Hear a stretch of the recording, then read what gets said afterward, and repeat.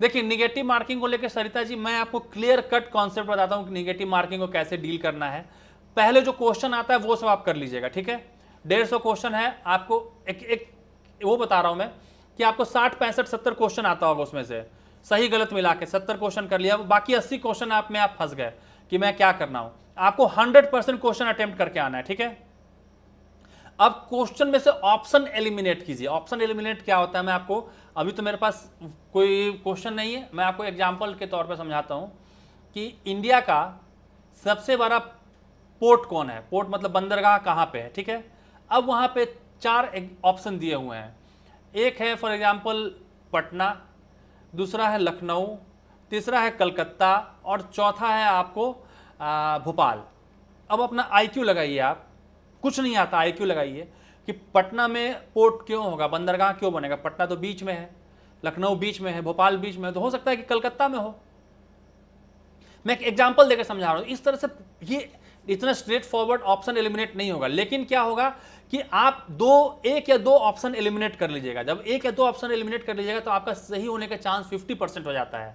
आप बहुत सारे यूपीएससी में इस तरह से सिखाया जाता है, कराया जाता है, और मैं भी आपको बताऊंगा कि कैसे ऑप्शन एलिमिनेट किया जाता है, ठीक है। एक भी ऑप्शन एलिमिनेट हो गया आपका फॉर एग्जांपल, तो आपका 3 में से सही होने का परसेंटेज 33% हो गया, पहले 25% था।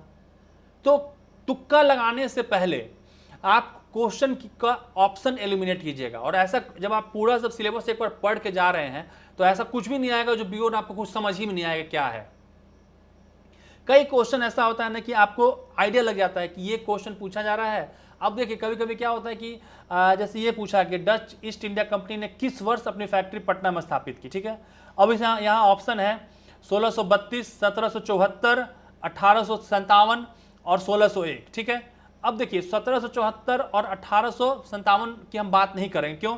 क्योंकि तब तक जो इंग्लिश कंपनी थी वो सेटल हो चुकी थी। अब बचा हमारे पास 1601 और 1632। अब दो ऑप्शन तो आपने एलिमिनेट कर दिया ना, क्योंकि आपको हिस्ट्री आपके दिमाग में है कि 1857 तक तो भाई डच का नामो निशान नहीं बचा था। यहाँ पे आपका दो ऑप्शन घट गया। अब 1601 और 16 बिल्कुल आपको नहीं पता है कि क्या है, 1601 है कि 1632। अब 1601 और 1632 में आप तुक्का मारिएगा तो आपका 50% चांस है कि सही होगा, आंसर 1632 है, ठीक है। मैं एक और क्वेश्चन देखता हूं। अब देखिए ये क्वेश्चन है बीपीएससी में पूछा गया, क्वेश्चन है 64वीं बीपीएससी में पूछा गया है। कुंवर सिंह अंग्रेजों के खिलाफ 1857 के विद्रोह में किस जगह शामिल हुए, ठीक है। ऑप्शन है आरा, पटना, लखनऊ और वाराणसी। अब कुंवर सिंह बिहार के, हम लोग को पता है कुंवर सिंह, हम लोग बचपन से पढ़ चुके हैं, तो लखनऊ और वाराणसी तो आप ऐसे एलिमिनेट कर दीजिए।